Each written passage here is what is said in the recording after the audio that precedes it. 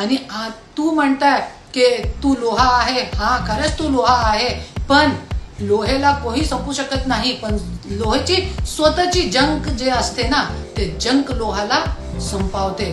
तेच तुझ्यासोबत झालेलं आहे आणि पुढे पण असंच तू संपवत राहणार. आणि मी एक शायरी पण सांगते, कोई पेड़ के कटने का किस्सा ना होता, यदि कुल्हाड़ी के पीछे उस पेड़ का हिस्सा ना होता.